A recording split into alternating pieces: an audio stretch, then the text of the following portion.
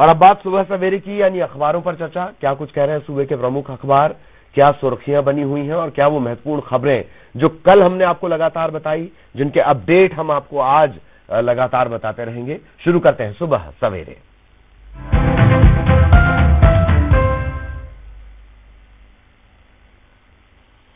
और हमारे सहयोगी विनोद हमारे साथ जुड़े हुए, सीधा विनोद के पास आपको लिए चलेंगे।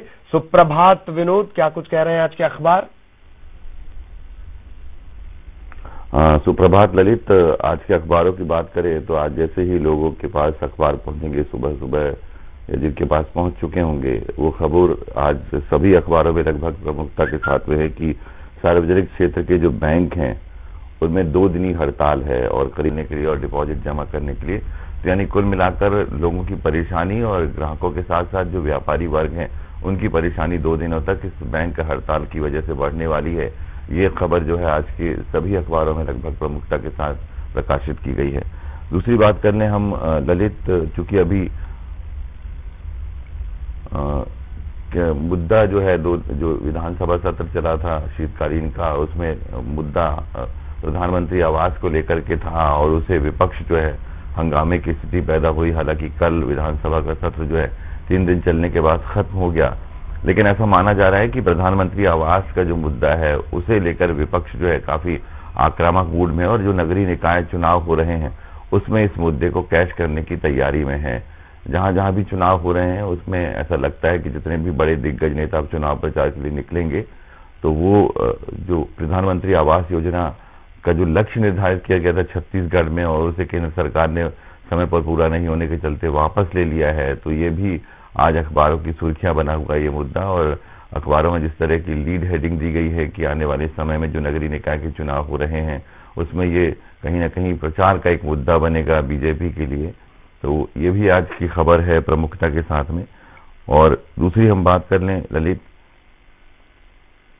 डीजे जो है वो काफी ज्यादा लोगों की परेशानी बना हुआ है। हालांकि उन लोगों के लिए डीजे भले ही अच्छा हो जहां शादी विवाह होते हैं, और आज डीजे एक फैशन बन गया है। बारात हो, शादी समारोह हो या कोई भी अन्य फंक्शन हो, उसमें डीजे एक फंक्शन बन गया है।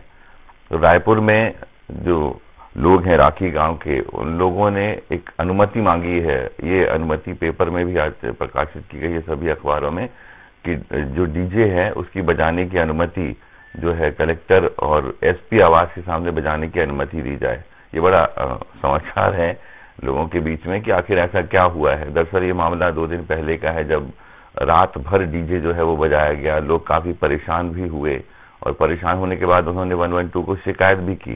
टीम भी पहुंची लेकिन कोई निराकरण नहीं निकला, और अब ऐसे में परेशान होकर के लोगों ने जो है ये कष्ट बताने के लिए कि कितना कष्ट लोगों को हुआ, कितनी परेशानी हुई, कि रात भर जो है डीजे बजता रहा और लोगों ने कोई ध्यान नहीं दिया। तो जो प्रशासन है उसे जगाने के लिए, पुलिस को जगाने के लिए ये आंदोलन करने जा रहे हैं लोग, और उन्होंने अनुमति मांगी है कि एसपी और कलेक्टर के निवास स्थान के सामने रात भर डीजे बजाया जाए, तो ताकि उसकी परेशानी का एहसास हो और उसके बाद कठोर कार्यवाही की जाए। तो ये भी जो है लगभग समाचार आज के अखबारों में प्रमुखता के साथ छपा हुआ है ललित। और इसके अलावा अगर हम बात कर लें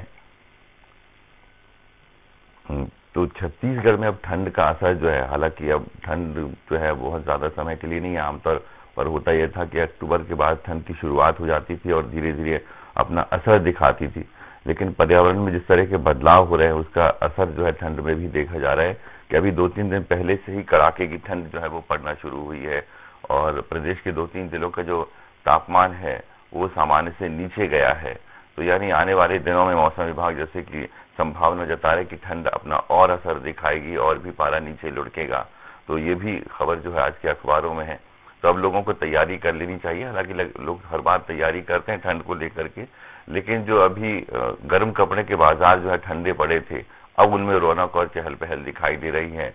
लोग उस तरफ भी जा रहे हैं। ये भी खबर आज के अखबारों में है कि ठंड किस तरह से पड़ेगी और कितना तापमान में भी गिरावट दर्ज की जाएगी, क्या क्या सावधानियां रखना जरूरी है, ये तमाम बातें भी हैं आज के अखबार में।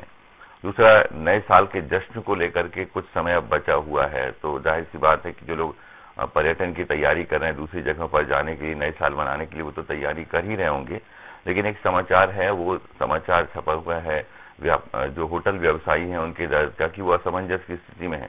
वो तैयारी तो कर रहे हैं, लेकिन चूंकि कोविड की तीसरी लहर आने की संभावना है, उधर ओमिक्रॉन की चिंता सता रही है, तो इन तमाम चीजों को देखते हुए जो व्यवसायी हैं, होटल व्यवसायी, वो परेशान हैं कि कोई गाइडलाइन अभी तक तय नहीं हुई है शासन प्रशासन की ओर से। बिल्कुल विनोद, और इन तमाम खबरों पर हम लगातार नजर बनाए रखेंगे। बहुत बहुत शुक्रिया आपका इस तमाम जानकारी के लिए। विनोद विस्तार से जानकारी दे रहे थे। अब